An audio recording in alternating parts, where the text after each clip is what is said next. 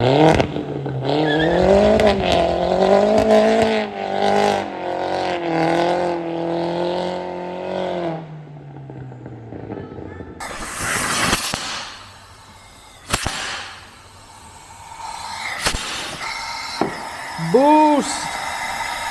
We're holding it.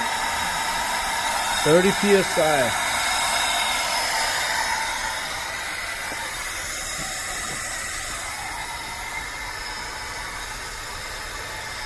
Got the nice big side mount, all the silicone piping,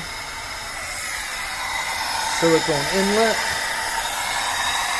upgraded DVs, all that good stuff. We're doing pretty good.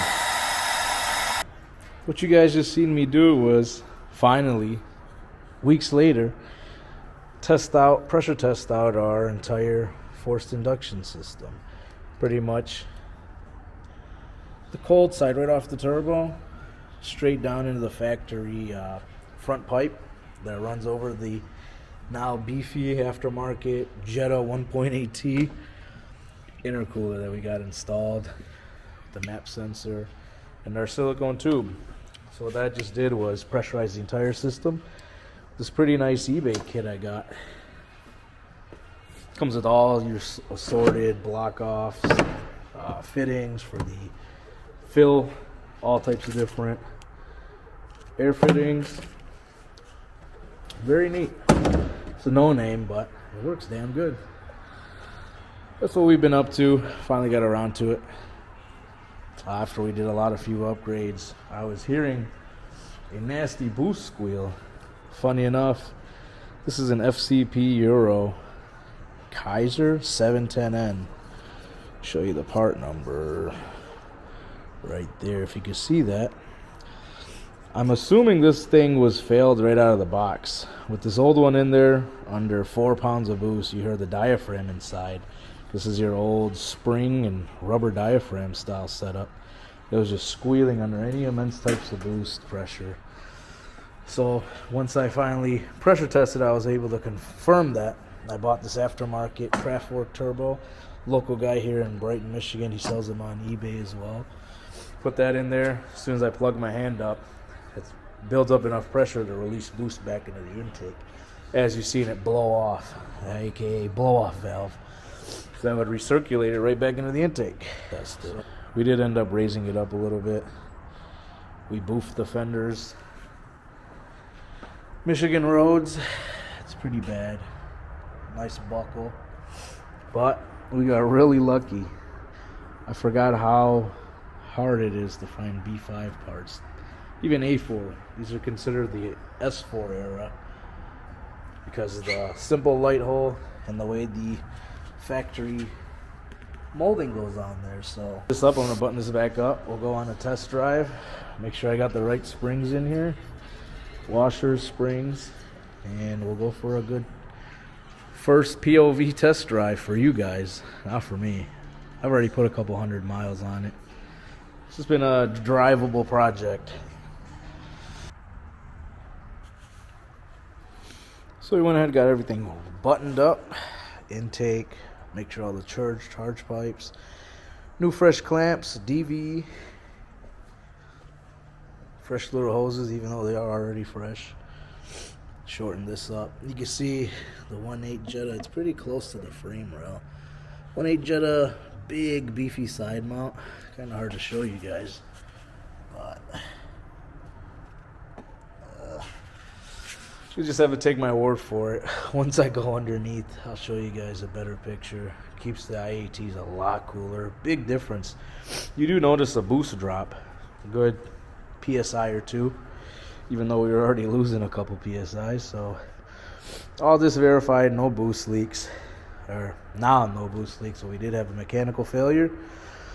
So now if we go on this test drive and we're still only hitting 16, 17, it's time for a new turbo. I tried to mess with this wastegate, little 10 mil wastegate nut down under.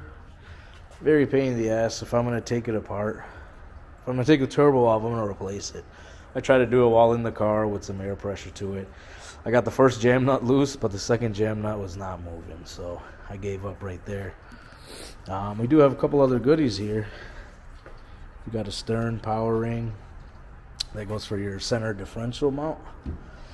Then we got some solid track mount, ET spec, stern, everything stern. Rear diff mounts. I gotta do those one day soon. But yeah, got it warmed up a little bit. Just a little PSIs I've been hitting. It's not sounding good. No more boost leak.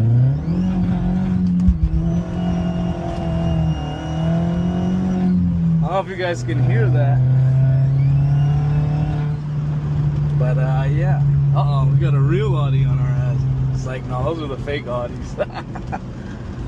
But you can hear it. It's got the old dentist Dremel noise. If you know anything about turbo cars or turbos, that is the sign of a dead turbo. It'll still make some boost. More than likely a fin or two caught some garbage. Like I said, it was spiking 20, 25 maybe.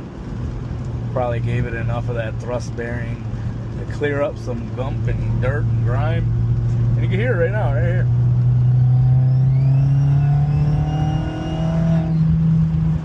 It moves a little bit, but nothing crazy, you know. So, still the KO3. We should have always changed the turbo like we originally had talked about. Well, now I'm in this position where it's time. It's time to order that turbo. The squealing boost leak noise went off. Oh look, another fake Audi.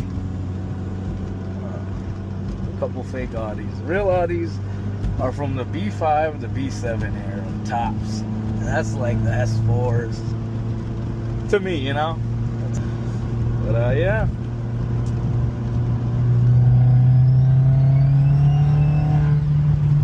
You can really hear. Sounds like a dentist drum. This little piggy went wee wee wee all the way home, because that's where we going right now. Straight back to the lab. Back to the gulag. Well, fix one thing. I was already expecting this to be the outcome regardless. This thing felt like a pack-a-punch KO3. When I seen that thing hit 20, 25, she was going. She was spinning in third on a drier 50-ish degree weather. Even the coworker next to me that was on for a drive with me, he just looked at me. He already knew. We already knew it was bad news.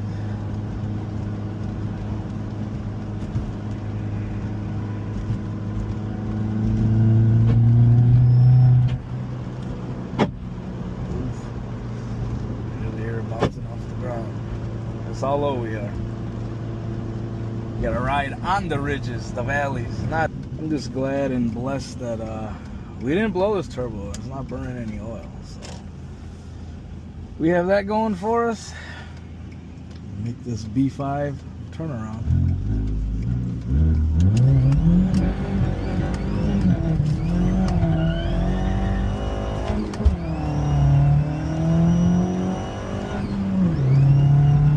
This is not good to do, because for all I know, I could be ingesting some metal shards, you know?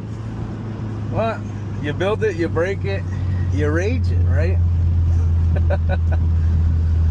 So I gotta give you guys a little good POV you all been waiting on. But yeah, that's it. We're gonna go in the garage, pull it up on eBay. This is a full-fledged eBay build like we did back in the day. Yep, see you guys in the garage. Back in the shop.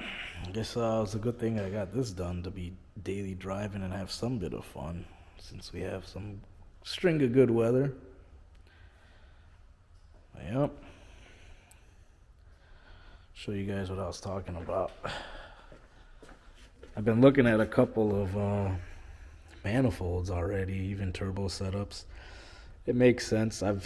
It makes sense to do this KO4 XL build, RS6 cartridge, all this crazy stuff, like I did back in the days. So I've been toying around with different manifolds and newer updated manifolds. Some that are like that. How do you even tighten the top bolts down? That makes no sense. Because I figured I'd go with something with this the KK frame, the K frame turbo, because I already have inlet, I already have the intake, the intercooler, the injectors, you name it. So could always just, for the price, I could always just buy a T3, T4 manifold and stick a big old China boy on there. But it's like, this makes too much sense. I already have the exhaust, this, that. I feel like I haven't got my money's worth out of this yet, you know? So these are the two manifold choices I was looking at. And then, well, yeah, these are the older style fenders I was talking about. $214 with the little lights. Try to keep it VIN specific, or, you know, it's not original, but I like the way the new ones look with the wider LEDs. But these are the ones I was looking at right now. If you know anything about Mamba turbo kits, this is kind of the max speeding rod style with that adjustable wastegate. Then you got this, the Billet KO4 excess power. I've used a lot of their stuff, a lot of max speeding rod stuff. It's called a KO4 XLB. So I use a lot of this stuff. Good power, talking like high 200s, low to mid 300s, depending on your fueling, tuner, so on. And with these, perfect recipe for a rear-wheel drive B5. As you've seen, it's a little damp outside. This old girl got down pretty good for being on stretched 18s by 10s. Very good. So in the summer where it's more hot, I mean, yeah, you're gonna have traction issues. Or sorry, you're not gonna have as much traction issues as you would in the rain or the cold, but it's a little summer toy. So this is kind of what I've been looking at, toying with the idea. Might just go ahead and order this right now tonight, get it done and over with. I do like this. You can get rid of the N75 and have your own adjustable natural wastegate feel, because it comes with all types of springs and mesh. It's kind of like I said, like the Mamba kit. It comes with your own wastegate actuator. You could have this sucker open up manually by the tension of the springs at 20 psi, 25 psi. That's like the 710N diverter. I always prefer the stiffer, more OE mechanical stuff over the aftermarket stuff. It's just a lot nicer, natural feel of boost coming on, power delivery, and so on. I've ran these so many times. A couple of my buddies, co-workers, same thing. It's just nice, very nice K-frame setup on these cars. So we'll go ahead and do that, and we'll see you guys on the next one.